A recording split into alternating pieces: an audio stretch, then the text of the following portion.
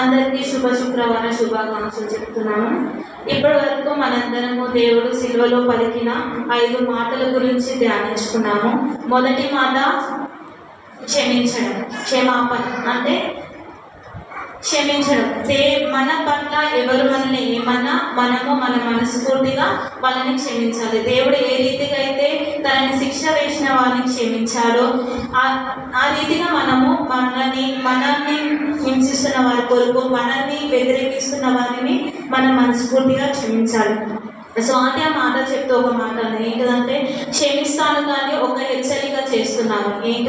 ఆ హెచ్చరిక ఏంటిదంటే మనము తెలియక తప్పు చేస్తే క్షమించబడతాం, కానీ ఎరిగి పాపము చేస్తే దేవుడు మనల్ని క్షమించడు. అదే మన హెచ్చరిక మొదటి మాటలో. రెండవ మాట ఏంటంటే రెండవ మాటలో నేడు నీవు నాతో కూడా పరదేశంలో ఉండువు. ఎప్పుడు మనము దేవునితో పరదేశంలో ఉంటామనంటే ఎప్పుడైతే ఆ రెండవ దొంగలాగా దేవుని వాక్యము మన దగ్గరికి వచ్చినప్పుడు, మనము ఆ పాపంలో ఉన్నప్పుడు, ఆ పాపం ఏంటిదో మనము తెలియక చేసినప్పుడు, ఆ తప్పేంటో మనం తెలియక చేసినప్పుడు, దేవుని వాక్యం మన దగ్గరకు వచ్చి మనల్ని గర్వించినప్పుడు మనము ఆ రెండవ దొంగ వలె వెంటనే క్షమాపణ దేవుని అడిగినప్పుడు, వెంటనే దేవుని మనం క్షమించమని కోరినప్పుడు దేవుడు ఆయన రాజ్యంలో మనల్ని చేర్చుకుంటాడు, నిశ్చయంగా చేర్చుకుంటానని చెప్పాడు. అదేవిధంగా మూడవ మాట నా దేవా నా చేయేందుకు. మూడవ మాట దేవుని బాధ్యతను దేవుడు నెరవేర్చాడు. దేవుని బాధ్యత ఏంటంటే సమాప్తమైనది అని, సమాప్తం అని ఎప్పుడు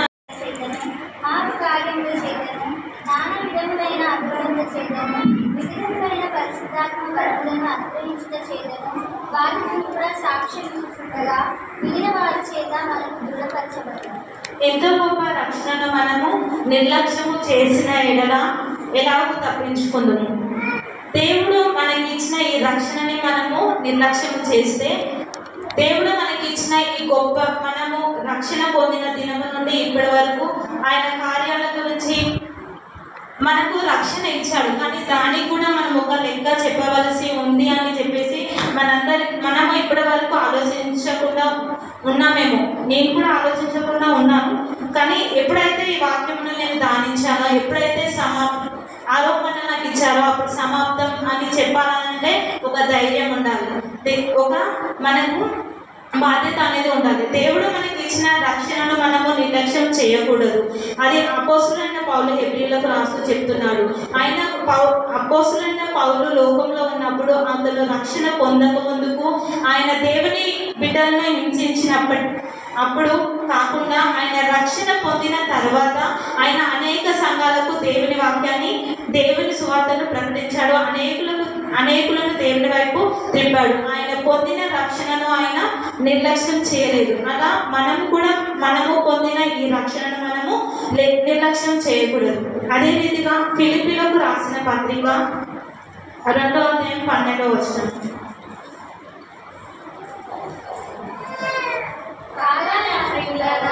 మీరెల్లప్పుడూ విధేయులై ఉన్న ప్రకారము నా ఎదుట ఉన్నప్పుడు మాత్రమే కాక మరి ఎక్కువగా నేను మీతో లేని ఈ కాలమందులో భయముతోనూ వణుకుతోనూ మీ సొంత రక్షణను కొనసాగించుకుంది.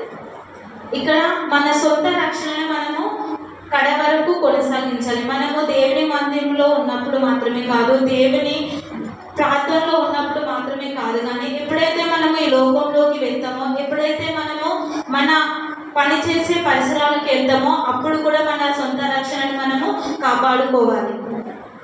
మొదట మనము మన రక్షణని నిర్లక్ష్యం చేయొద్దు. మనము పొందుకున్న ఈ రక్షణని నిర్లక్ష్యం చేయకుండా దాన్ని మనం వెళ్ళిన ప్రతి చోటగా దాన్ని మనము కొనసాగించుకోవాలి. అదే రీతిగా ఫిలిప్పీలకు రాసిన పత్రిక 2వ అధ్యాయం 1వ వచనం. కావున క్రీస్తునందు ఏ హెచ్చరిక అయినను, ప్రేమ వలన ఆదరణ అయినను, ఆత్మయందు ఏ సహవాసమైనను, ఏ దయారసమైనను, వాత్సల్యమైనను ఉండేలా మీరు ఏక మనస్కులగినట్లుగా ఏక ప్రేమ కలిగి ఏక భావన వారుగా ఉండి ఒక్కదాని అందే మనస్సు నా సంతోషమును సంపూర్ణం చేయండి. ఒకదాని అంటే మనము మనసు ఉంచి ఆయన సంతోషమును మనము సంపూర్ణం చేయాలి. ఏది ఆ ఒకటి అని అంటే ఆయన మనకి ఇచ్చిన ఆ రక్షణ.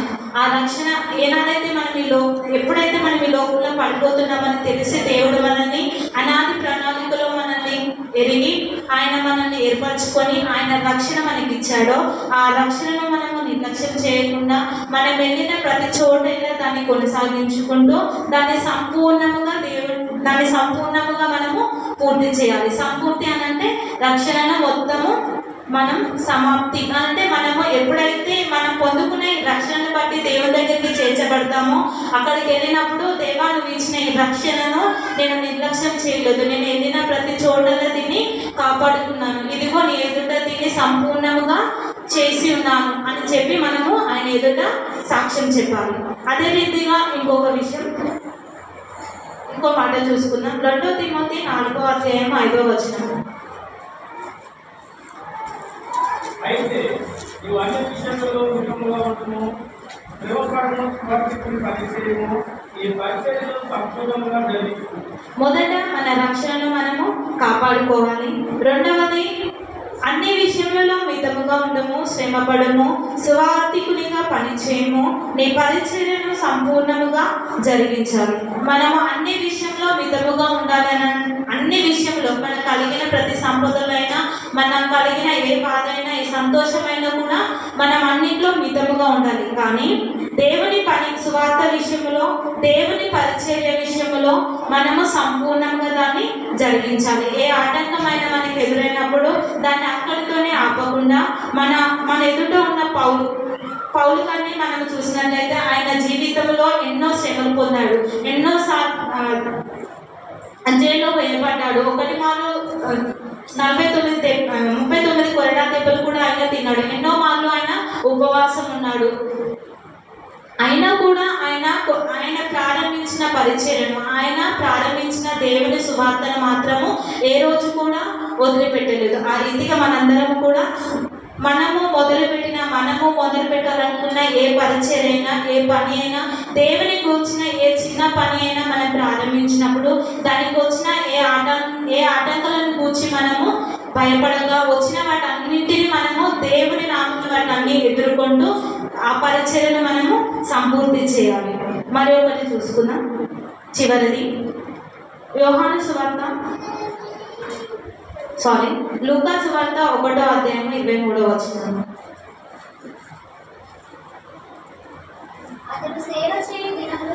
మనందరికీ తెలుసు లూకా సువార్తలో మొదటి అధ్యాయం ఏమిటంటే ఎలిజబెత్ జకర్యాల గురించి ఉంటుంది.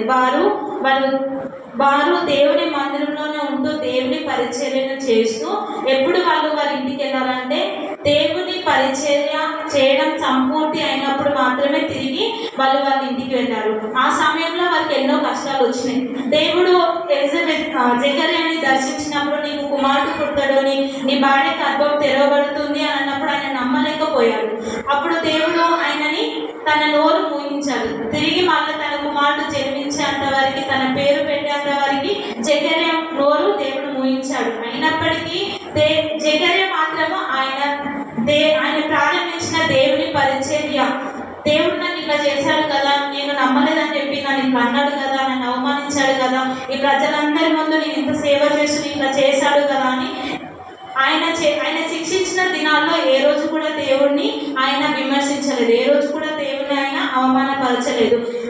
దేవుడు ఆయన విషయంలో అలా చేసినా కూడా ఆయన సేవ చేయు దినములు సంపూర్తి అయినప్పుడు మాత్రమే జకర్యా ఎలిజబెత్లు వారి ఇంటికి వెళ్ళారు. ఆ రీతిగా మనము కూడా దేవుని మందిరంలో మనము స్టార్ట్ చేసిన పని అయినా, మన జీవితంలో దేవుని గురించి మనము చేయాలనుకున్న ఏ పని అయినా మనం ప్రారంభించినప్పుడు దేవుడు మనకి అనుమతిస్తున్న ఏ దాన్ని బట్టి మనము అవమానపరచబడక, ఏ దాన్ని బట్టి మనము సిగ్గుపడక, జరిగిన అవమానాన్ని బట్టి ఇంకా దేవుని కనపరుస్తూ మనము చేయాల్సిన పని సంపూర్తి అయినప్పుడు మాత్రమే తిరిగి మనము మన ఇంటికి వెళ్ళాలి. ఆ రీతిగా మొదటి విషయం రక్షణ విషయంలో మనందరము మన రక్షణను సంపూర్తి చేయాలి. రెండవది పరిచర్య విషయంలో మనందరము మన పరిచర్యను ఎన్ని శ్రమలైనా ఎన్ని కష్టాలైనా కూడా మన పరిచర్యను తుదముట్టించాలి. ఈ విషయంలో పౌలు గారిని మనము తీసుకోవచ్చు. తన పరిచర్యను తుదముట్టించి నేను దేవుని ఎదుట అంటాడు, నేను స్టార్ట్ చేసిన పరిచర్యను తుదముట్టించి తిన అని చెప్పి పౌలు గారు దేవుని ఎదుట మాట్లాడతారు. ఆ రీతిగా మనం కూడా మనం స్టార్ట్ చేసిన పనిని మనము పూర్తి చేసి దేవుని ఎదుట మనందరము ధైర్యంగా నిలబడాలి. దేవునిలాగా దేవుని కుమారులాగా మనము కూడా ఆయన దేవుని చిత్తాన్ని, తండ్రి చిత్తాన్ని ఏ రీతిగా అయితే నెరవేర్చాడో, ఏ రీతిగా అయితే తన చిత్తాన్ని సంపూర్ణము చేసి తిరిగి మనలా ఆయన చెప్పిన ప్రతి పనిని నేను చేశానని తండ్రి ఎదుట చెప్పాడో, ఆ రీతిగా మనందరం కూడా దేవుడు మనకి ఇచ్చిన ఆయన పనిని, ఆయన రక్షణను, ఆయన మనకి అప్పగించిన ప్రతి పనిని సంపూర్ణము చేసి ఆయన ఎదుట ధైర్యంగా నిలబడుదుము గాక.